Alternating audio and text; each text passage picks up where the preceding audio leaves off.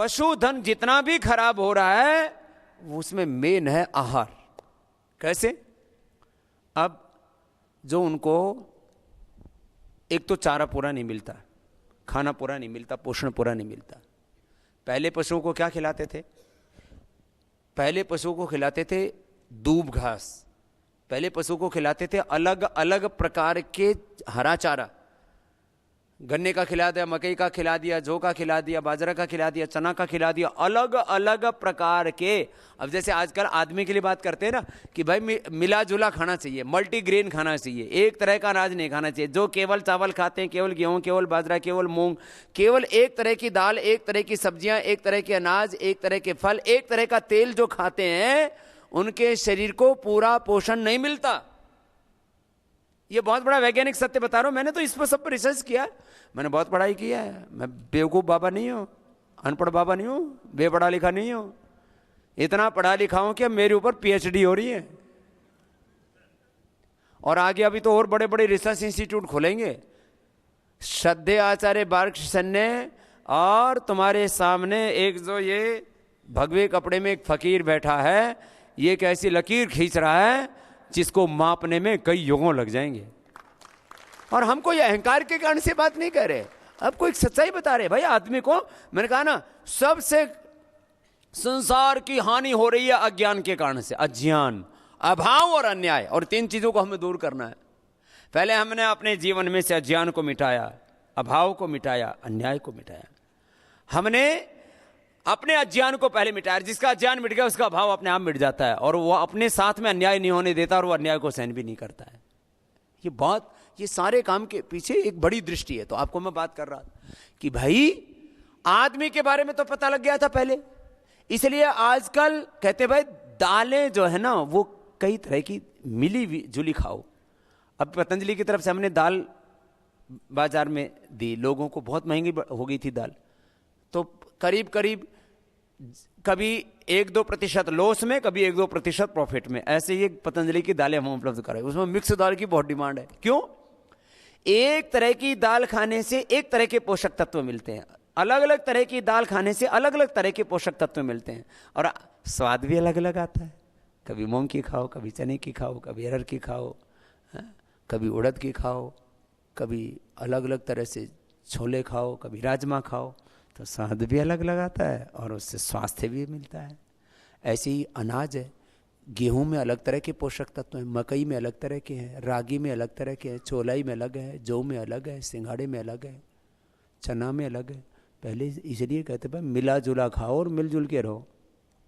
अभी ऐसे ही साग सब्जियों में एक तरह के उनमें न्यूट्रिशंस, माइक्रो न्यूट्रिशन अलग अलग, लौकी, करेला, तुरई, घिया, ये वो, गाजर, पालक, मटर फटर सब अलग अलग खाते हैं। ऐसे तेल है, एक जैसा तेल अच्छा नहीं है, इसलिए कहते हैं मूंगफली का भी तेल खाओ, सोयाबीन का भी खाओ, सूरजमुखी का भी खाओ, सरसों का भी खाओ, तिल का भी खाओ, अलग अलग। अब तो पूरे डॉक्टर, अब तो फिर ये बड़ी बड़ी कंपनियों ने ना ब्लेंड करके बना दिए, लेकिन इसमें हेराफेरी ये चल रही है। 40 रुपए लीटर का तेल आता है पाम ऑयल, अब ये मैं पोल खोने लगा है ना आजकल। अब मेरे पास में पहले तो आते थे सरकार के प्रेम पत्र, केस होते थे हर किसी दिन 10, किसी दिन 20, किसी दिन तो एक दिन 80-80, 100 केस हमारे पर हुए एक दिन में। हमने कहा होने दो भाई। अब कंपनियों के प्रेम पत्र आते हैं, बाबा जी इससे तो हमारा बिजनेस चौपट हो जाएगा। फिर वो नोटिस भेजते हैं, ये तो जब तक हम जिएंगे ना ये तो चलता रहेगा कार्यक्रम। क्यों भाई? हम गलत काम तो सहन करेंगे नहीं, और सच बोलने से बाज आएंगे नहीं। तो ये तो करेंगे काम। तो हमने एक दिन ऐसे बोल दिया, मैंने कहा भाई, और अभी आजकल अपना सरसों का तेल का ऐड चला है, हमने खाली इतना बोला कि भाई ज्यादातर, ये तो FSSAI की रिपोर्ट है, जिस भी तेल की जांच कर लो, करीब करीब 80 से 90% तेलों में पाम ऑयल ठोक रखा है। अच्छा, उसका क्या, रिफाइंड करने के बाद में उसमें स्वाद तो कोई आता नहीं, गंध कोई रहता नहीं, स्वाद और गंध गायब हो गए। अब वो खाली तलने का काम कर देता है, और उसमें भी बड़े खतरनाक चीजें हैं। अब वो कोई भी तेल बाजार में ले लो, आपको 100 रुपए से सस्ते में नहीं मिलेगा। देख रहे हो ना, 40 रुपए का तेल 100-125 रुपए में बेच रहे हैं। और कुछ तो और इसमें ये विटामिन डाल दिया। अब उसमें क्या है, वो अब एक ट्रक तेल, एक टैंकर है, अब वो टैंकर में क्या 2 बूंद विटामिन की डाल दी, इस विटामिन की उस विटामिन की, और 2 बूंद विटामिन की डाल के और बोले इसमें ये विटामिन इसमें वो विटामिन। और लोग बावड़ है, किसने बताओ ऊपर से खाया, नीचे से काट दिया, किसी के विटामिन कड़े गए, सारे बाथरूम में पड़े हैं। लोगों को बेवकूफ बनाया जा रहा है। लेकिन आपको मैं बात कह रहा हूं, इसमें भी बहुत धोखाधड़ी है, उसका तो आगे इलाज करेंगे। इलाज जब तक जीवेंगे ना, इन सारे पापियों का इलाज करके जाएंगे जो अलग अलग क्षेत्रों में अलग अलग पाप कर रहे हैं। इसलिए ये बोले ये बाबा बड़ा खतरनाक है। अरे बाबा खतरनाक नहीं, तुम खतरनाक हो, हम तो सही सही रास्ता बताते हैं। तो मैं कह रहा था, ये आदमी के बारे में तो बात चल रही थी, पशु के बारे में किसी ने सोचा ही नहीं। अब पशु खराब क्यों हुआ, अब उसके ऊपर आता हूं। पहले पशु को जो vitamin, minerals, nutritions, micro nutritions, अब जैसे अभी आपको मैं लेटेस्ट, अभी जैसे ये विटामिन प्लस निकाला, अब इसमें क्या है, calcium, phosphorus, magnesium, sulphur, zinc, iron, manganese, copper, iodine, cobalt, ये सेलेनियम, सारे vitamin A, vitamin B, vitamin D, E, सारे ये जो आदमी को जरूरत होती है ना सब चीजों की, भाई आदमी की पशु की प्रकृति में ज्यादा अंतर नहीं, खाली बुद्धि का अंतर है। सारी चीजें आदमी को भी चाहिए, पशु को भी चाहिए। तो आदमी ने तो अलग अलग स्रोतों से लेना शुरू कर दिया, पशु कहां से लेगा, उसका खाना भी सीमित हो गया। पहले पशु को अलग अलग तरह का हरा चारा खिलाते थे, एक जैसा हरा चारा नहीं खिलाते थे, एक जैसा सूखा चारा भी नहीं खिलाते थे, अलग अलग तरह के अनाज जो घर में होते थे वो उसको दिया करते थे। जो आदमी अच्छी खुराक खाता था वो पशुओं को मिलता था, आदमी भी स्वस्थ था, पशुधन भी ठीक था हमारा। हमारी गाय भैंस जो है, आज ब्राजील में हमारी गाय 25 से 50-60 किलो दूध दे रही है, और अभी 2-3 साल में अभी तक हमने 25 किलो वाली गाय तो तैयार कर ली है, 25 से 30 किलो वाली। आने वाले 4-5 सालों में आप पतंजलि की गौशाला में भी 50-60 किलो की देसी नस्ल की गाय देखोगे। इतना ही नहीं, नंदी देखोगे। इतना ही नहीं, उससे जो सीमेन होता है उसके इंजेक्शन आदि उपलब्ध कराएंगे। और ये जो विदेशी गाय भी है ना, इससे भी जो आगे नई नस्ल आएगी वो देसी पैदा कर लेंगे। अभी शंकर नस्ल की गाय हमारे यहाँ करीब 4 करोड़ है और 9 करोड़ देसी नस्ल की हैं। तो 9 करोड़ गायों को बचाना, और जो 4 करोड़ शंकर नस्ल की होगी उसमें से कुछ में तो दिक्कत है। अभी उसमें से भी करीब 40% में जो है उनके अंदर एक प्रोटीन होता है, उससे जो है दूध जो है ना आजकल A2 मिल्क अभी शंकर नस्ल वाली गायों में भी जो उनका एक जेनेटिक स्ट्रक्चर होता है, A2 मिल्क वाली शंकर नस्ल वाली गायों में भी 40% हैं, और A1 A2 वाली 40 हैं, और A1 वाली करीब जो है 10 से 20% है, 10 से 15% अलग अलग, उनको भी बचा सकते हैं। अब भाई जो गड़बड़ी कर ली उसको ठीक करो और आगे से गड़बड़ी ना होने दो। तो इसके ऊपर आने वाले समय में हम करीब 1-2 सालों में इसमें कम से कम 500 करोड़ रुपए खर्च करने वाले हैं। 500 करोड़। तो ये कोई कमाई के लिए थोड़ी बना रहे हैं सब, कोई दुग्धामृत और ये समृद्धि और ये गर्भांजलि और ये सब आपको जो उपलब्ध करा रहे हैं, इससे कोई करोड़ों रुपए बनने वाला नहीं है। और आज मेरा आपके सामने, पहले भी मैंने कहा था, आज क्योंकि सार्वजनिक तौर पर पहली बड़ी सभा है ये अपनी, जो भी पतंजलि ग्रामोद्योग का प्रॉफिट होगा, जैसे पतंजलि का प्रॉफिट तो हमने घोषणा की है पहले कि पतंजलि का सारा प्रॉफिट 100% चैरिटी के लिए है। इसी तरह से पतंजलि ग्रामोद्योग, वैसे तो ये बहुत जैसे कहते हैं ना आटे में नमक जैसे वाला काम है ये प्रॉफिट वाला, तो जैसे कि काम चलता रहे, और इसका भी 1 रुपए से लेकर के करोड़ रुपए तक जो भी प्रॉफिट होगा वो 100% चैरिटी के लिए ही है। और आप लोगों की जानकारी के लिए भी बता देता हूं, ये सारा काम कोई कंपनी में नहीं हो रहा है, ये पतंजलि ग्रामोद्योग न्यास का मतलब ट्रस्ट में हो रहा है। और ट्रस्ट जो है किसी व्यक्ति की जायदाद नहीं होती, ये सारा काम चैरिटी के लिए। ये आप लोग इस काम में लगे हुए हो तो एक एक रॉ मटेरियल होता है, फिर ट्रांसपोर्टेशन होता है, फिर सप्लाई चेन होती है, आगे चीज़ों को लोगों तक पहुंचाने के लिए एक पूरी व्यवस्था बनानी पड़ती है। उस व्यवस्था के लिए सारी चीज़ें की गई है। यदि इतनी जागृति होती है हिंदुस्तान में कि जगह जगह लोग इसको खुद करने लगे, और हम तो पूरा फार्मूला देते हैं, कोई भी बनाए भाई, कोई लुका छुपी वाला खेल नहीं है। किसी को भी ये काम सीखना है तो हम तो सिखाने के लिए भी तैयार है। बस सारा देश इस काम को करे, खाली हम ही क्यों करें? करो भाई, इससे देश बचेगा। ये बहुत बड़ा देश बचाने वाला, देश बनाने वाला काम है। तो ये लोगों को थोड़ा सा कुछ प्रीमिक्स कि भाई इसमें, जैसे कि आप पशु आ रहे हो तो उसमें प्रीमिक्स है, उसका फार्मूला देके राजी नहीं। जैसे किसी वैद्य को नुस्खा पता लग जाए ना कि ये बीमारी इस नुस्खे से ठीक होती है, तो वो दवाई बता के ना दे, जड़ी बूटी बता के ना दे। ये प्रीमिक्स का फार्मूला ढूंढने में हमको मतलब कभी 1 दशक लग गया। और अब ऐसी व्यवस्था तैयार हो गई है कि अब वो पशु को किसी भी तरह का कुपोषण नहीं हो सकता। फिर एक बात तो एक कुपोषण पशु के अंदर, दूसरी बात देखो, ये जो है ब्रीड सिलेक्शन एक चीज होती है, फिर ब्रीड सिलेक्शन के बाद में उसका सीमेन सिलेक्शन कलेक्शन ये दूसरी चीज होती है, फिर उसका जो है अच्छा आहार ये तीसरी चीज होती है। हो क्या रहा था, अब मैं अगली बात आता हूं। एक तो उसको पेट भर के मतलब आहार ही ठीक नहीं मिला, फिर ये पशु आहार के नाम पर जहर बिकना शुरू हो गया। पशु आहार में क्या बिक रहा था? पशु आहार में 3 चीजें बड़ी खतरनाक हो रही थी। एक, उसमें मिट्टी। अब इसके बारे में मलिक साहब आपको पूरा बताएंगे। पशुओं के पेट में मिट्टी, 10-10 किलो मिट्टी जमा हो गई। क्या डालते थे?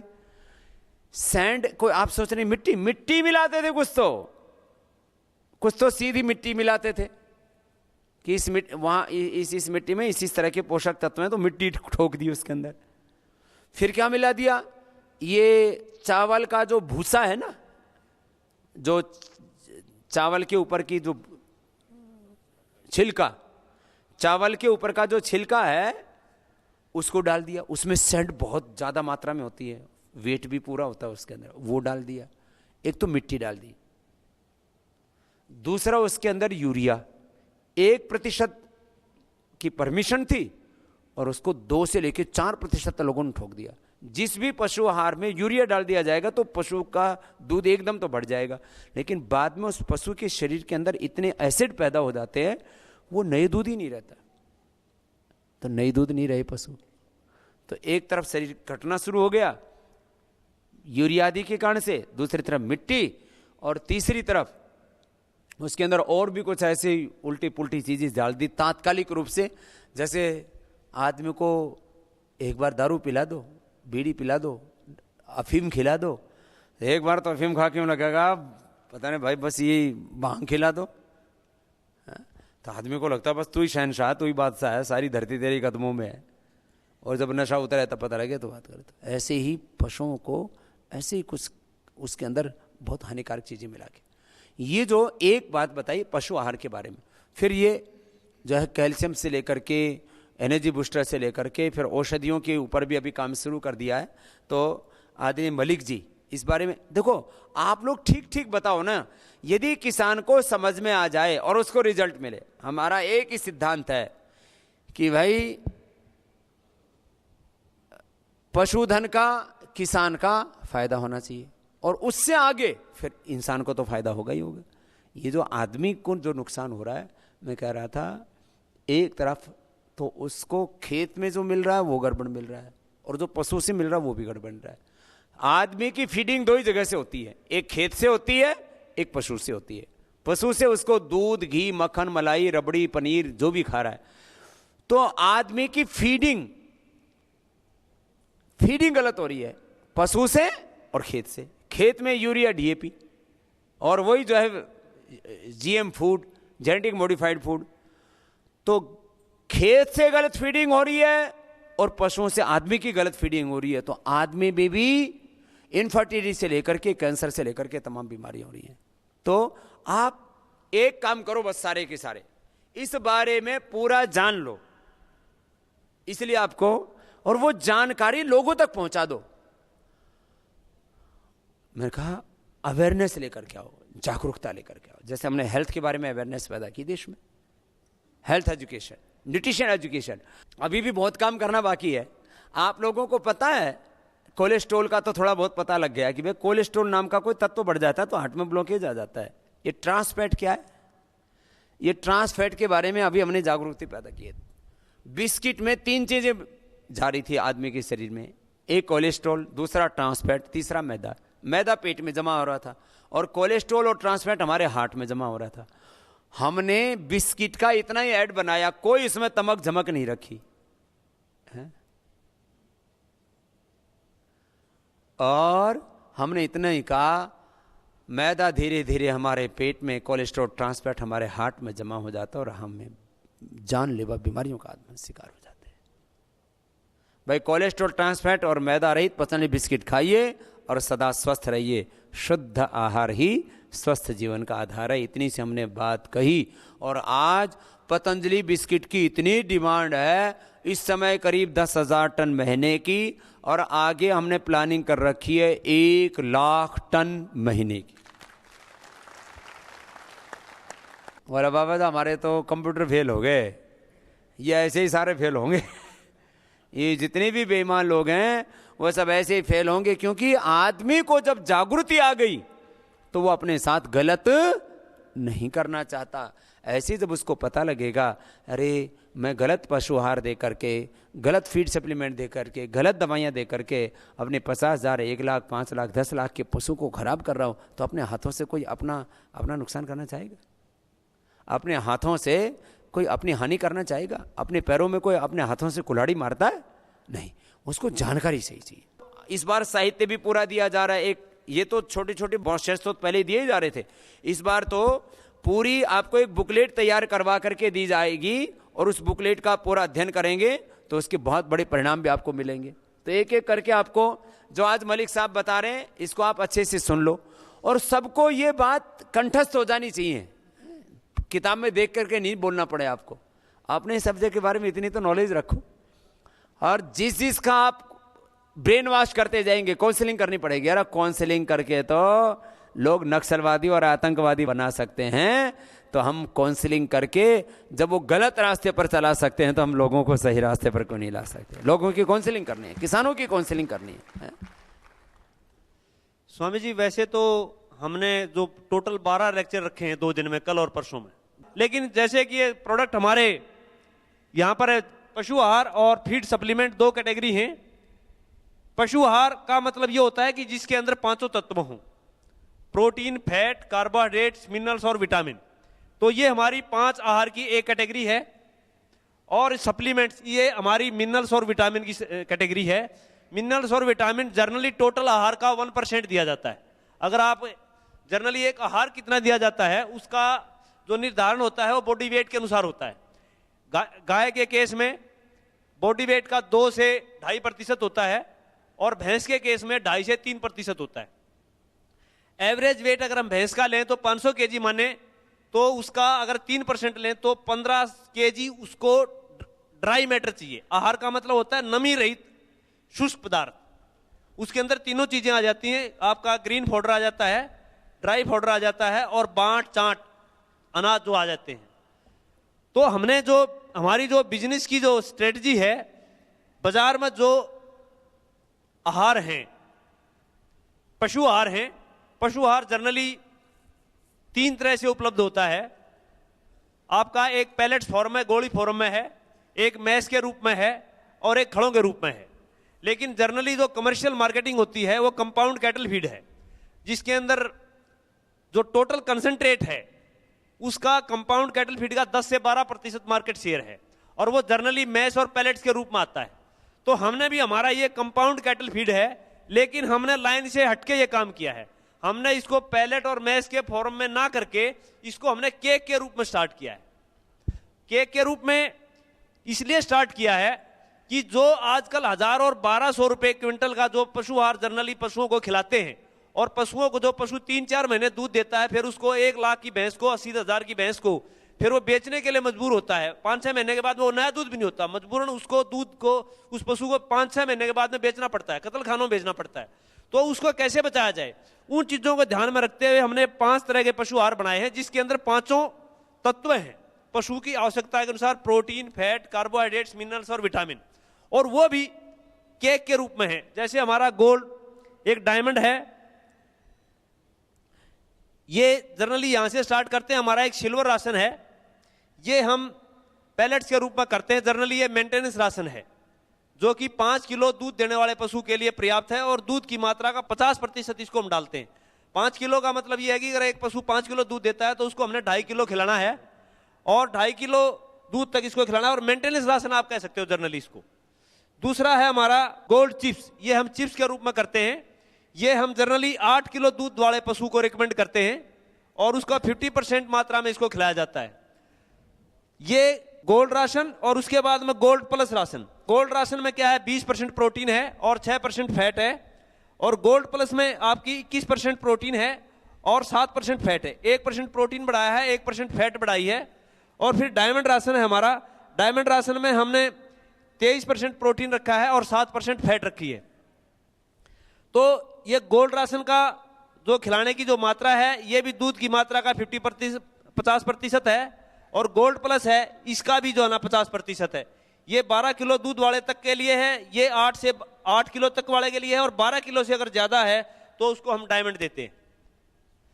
लेकिन ये सारा खड़ों के रूप में है।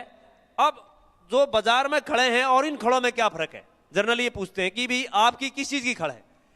बाजार में जो खड़े मिलती हैं, आपको बनोड़े की खड़ मिलेगी, सरसों की खड़ मिलेगी, मूंगफली की खड़ मिलेगी, सोयाबीन की खड़ मिलेगी। खड़ों में जनरली प्रोटीन और फैट होता है, 2 चीजों की मात्रा उसको प्रचुर मात्रा में होती है, प्रोटीन और फैट। लेकिन हमारी जो खड़ है ये संपूर्ण खड़ है, इसको हम संपूर्ण फल क्या कह सकते हैं। संपूर्ण कैसे कि इसके अंदर 5 तत्व मौजूद हैं। जो बाजार में जो खड़े हैं, बनोले की है, सरसों की है, सोयाबीन की है, मूंगफली की है, उसके अंदर मुख्यतः 2 हैं, प्रोटीन और फैट। इसके अंदर प्रोटीन और फैट के साथ साथ एडिशनल में कार्बोहाइड्रेट्स, मिनरल्स और विटामिन। तो ये 5 in 1 कह सकते हैं, वो 2 in 1 है। और इसके जो रेट हैं बाजार में जो खड़े हैं, बनोड़े की खड़े, सरसों की खड़े है, उस खड़ों के बराबर हैं। और आप इसको गारंटी के साथ किसी के साथ ट्रायल कर सकते हैं, आपको डरने की मतलब जो ना जरूरत नहीं है। कहते जी आंख मीच के आप इसको ले जाइए, और उससे ये 19-21 नहीं 19-24 को आपको रिजल्ट में फर्क मिलेगा।